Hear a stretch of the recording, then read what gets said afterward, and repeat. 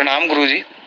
गुरुजी, आज सुबह जब हम ग्रुप में मेडिटेशन कर रहे थे, तो उसमें जब जे भी हम बिल्कुल पागल हैं तो उसके बाद जब हम ध्यान के लिए 5 मिनट के लिए बैठे थे, जब ध्यान में 5 मिनट के लिए बैठे तो मैंने अपनी जो आँखें जो ध्यान अपना तीसरे नेत्र पर लगाया, उस दौरान आपके दर्शन हुए जी। आपके पीले रंग के वस्त्र थे, हाथ में मिठाई का पेड़ा था जी।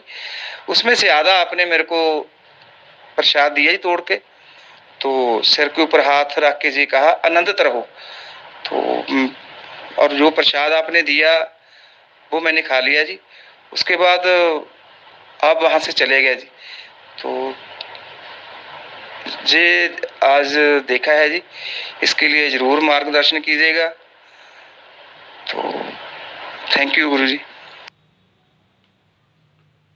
प्रणाम आपको। गुरु जब जीवित होता है, जीवित मतलब जब शरीर में होता है, गुरु तो सदा जीवित है। शरीर ना हो तो भी वो जीवित ही है। जब गुरु शरीर में जीवित होता है और तब आपकी साधना में आता है, उसका बहुत बड़ा महत्व होता है, वो बहुत वैल्यू रखता है। सभी की साधना में या सभी के सपने में गुरु नहीं चले जाते, पहले ध्यान रखना इस बात को, ठीक है। कुछ बातें समझा रहा हूं, उसे बहुत अच्छे से समझना।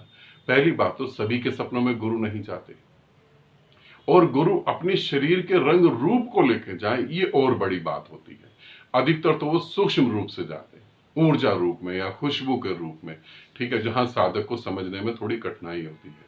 फिर वो शारीरिक रूप पर भी ऐसे चले जाए आपके साधना में, तो वहां पर जो है गुरु, सच में गुरु अगर गए हैं तो वो क्या करेंगे, और अगर आपकी कल्पना है या आपका मन धोखा दे रहा है तो वह गुरु क्या कहेगा। दोनों को समझे, सच क्या है और कल्पना क्या है, आपके मन की कल्पना क्या है। ठीक, पहले तो मैं आपके मन की कल्पना को बताता हूं कि आपके मन कल्पना कर सकता है कि गुरु आ गए और गुरु ये कह रहे हैं।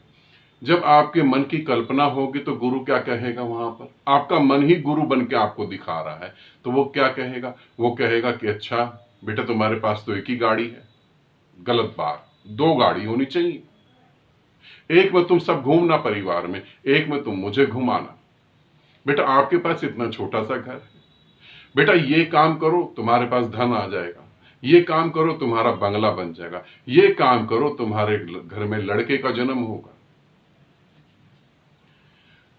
सच में गुरु जब तुम्हारी साधना में या सपने में आएगा तो वो ये बातें कभी नहीं करेगा, ये बातें तुम्हारा मन करेगा, जिसके लिए इस पृथ्वी पर हर चीज व्यर्थ हो गई। वो खुद ही गाड़ी कमाने के चक्कर में नहीं भाग रहा, वो खुद ही जो है बड़े महल बनाने के चक्कर में नहीं भाग रहा। उसे पता है यहां तो मैं सिर्फ कुछ सीखने आया था कि कैसे परमात्मा में एक हो जाऊं।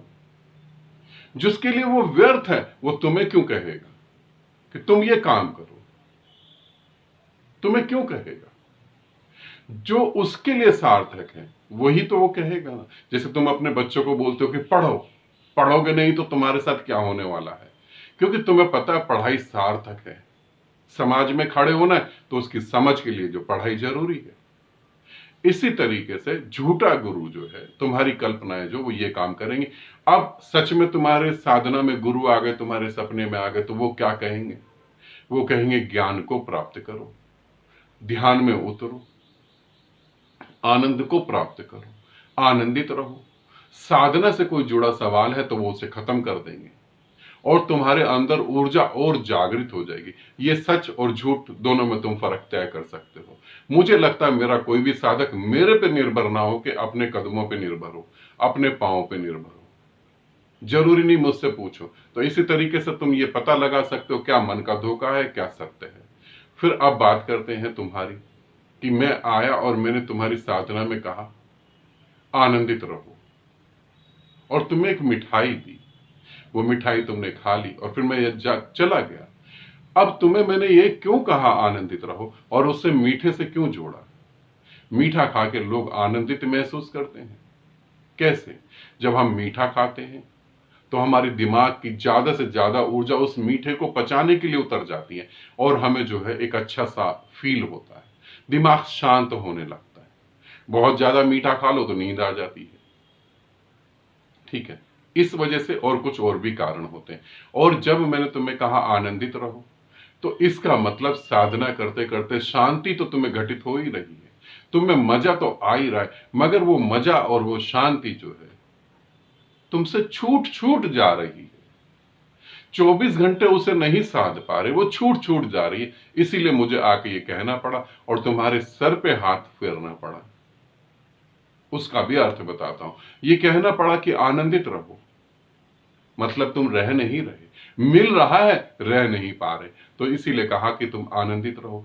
दूसरी बात, सर पे हाथ फेरा कि जो तुम्हारी ऊर्जा उठ रही है वो तुम्हारी वासनाओं में चली जाएगी, जो ऊर्जा उठी है वो वासनाओं में ना चली जाए, इसीलिए सर पे हाथ फेरा ताकि वो सर की तरफ आए और इस सर की तरफ से निकल के ब्रह्मांड में चली जाए। यही अर्थ हुआ। और शायद मुझे ऐसा लगता है कि तुम पंजाब से हो या हिमाचल से हो।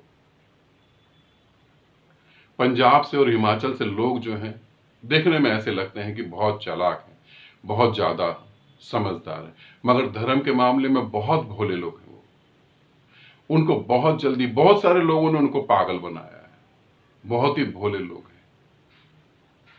तुम भी वहीं से हो, इसीलिए मैंने तुम्हारी इस ऑडियो को इस तरीके से सभी साधकों को बताया कि कोई भी धोखे में ना फंसे। गुरु जब भी आएगा तुम्हें वो परमात्मा से मिलने के लिए कहेगा।